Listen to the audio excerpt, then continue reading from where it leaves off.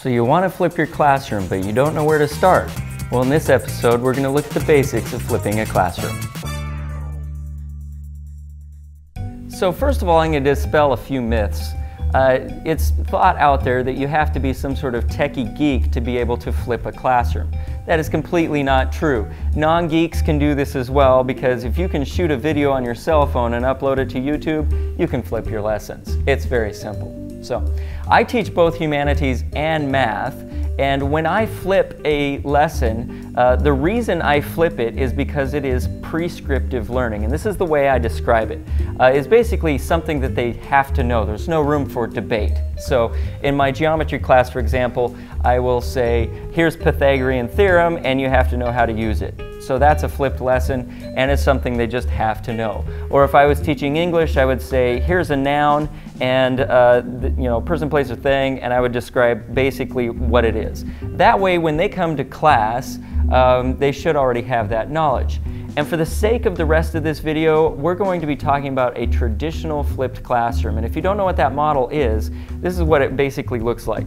The students, when they leave school, they go home and they log into your website or wherever you have your materials posted, and they study for the next day's lesson. Okay? So it could be you making a video, it could be a worksheet that you've assigned, or something is there for them to introduce them to the next lesson. Then they come to class and they do their work, which typically we call homework, but is no longer because they're in class. They do that in class while you're there to actually help them. So it actually frees up like 15 minutes of time in a given class period for you to be able to circulate around and help everybody out, which allows you to do more differentiated instruction, allows you to perhaps give more examples in class. It gives you a lot more options. Let's go through the pros and the cons of the digital classroom, and especially the flipped classroom. And I'm going to start with the cons because those are the things we dread the most. The first and biggest con for a flipped classroom is that it's a lot more work for teachers up front.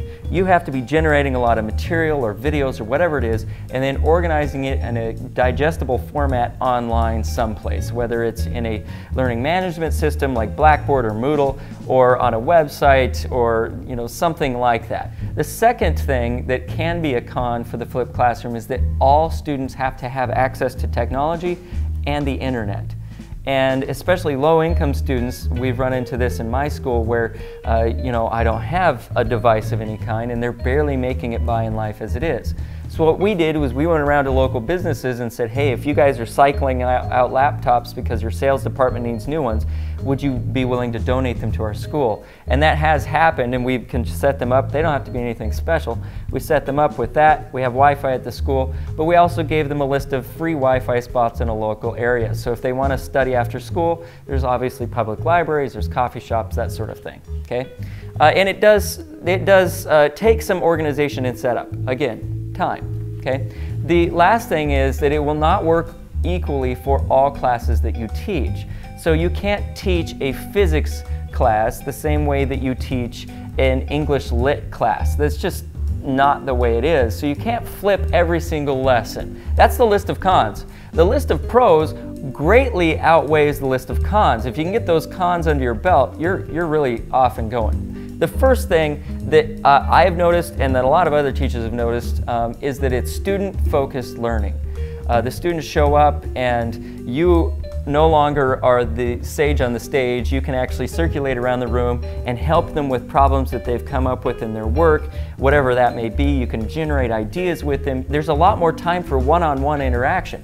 Also, you can do a lot more differentiated instruction with the students, and it gives you a lot more time to deal with students who may have an IEP or something like that. It's just a lot more student-focused.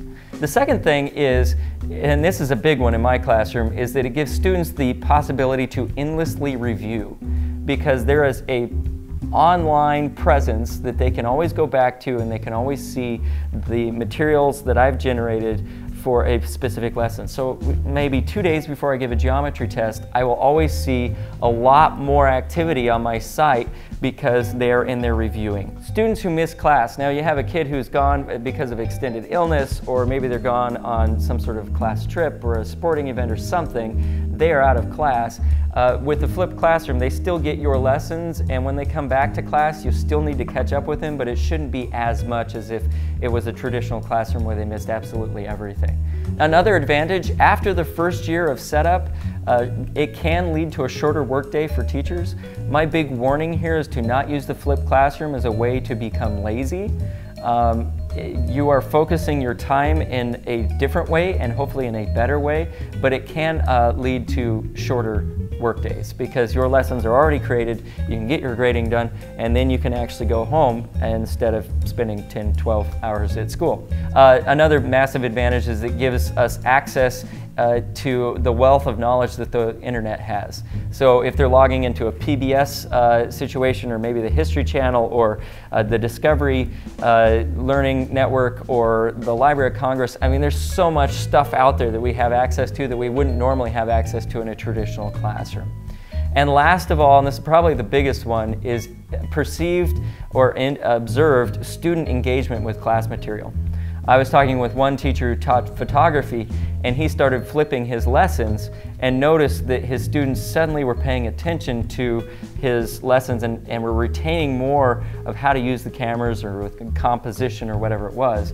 And he said it was a little weird to walk around and see himself on everybody's screens, but he did say that when they went out in the field, it was so much smoother. Here's my warning: don't kill yourself. If you're going to flip a classroom, take it easy. Take it easy. Choose 1, maybe 2 classes to flip per year, and when you do that, only flip the core material. Don't put in all the extra fancy stuff. Just get the core stuff in there because it is a lot of extra work. And then most importantly, and this is the one that people usually forget, don't forget to assess your students. Is all this extra work actually worth it? Is their perception of the class, their attitude towards the class improved? That might be a reason enough to flip the lessons. Or are you seeing actual data increase in scores, test scores, homework scores, quizzes scores? Are they meeting their standards in a faster time period? I mean, look at those things. You have to measure those things. Is it working? Don't just do this because it's a fad. Do it because it actually works. That's my flipped classroom. In the next one, I'm going to give you more models of flipping a classroom because maybe you're like, man, that traditional model just literally wouldn't work for me. Well, there's a lot more examples that I'm going to hit you with in the next one. So be sure to watch that one too.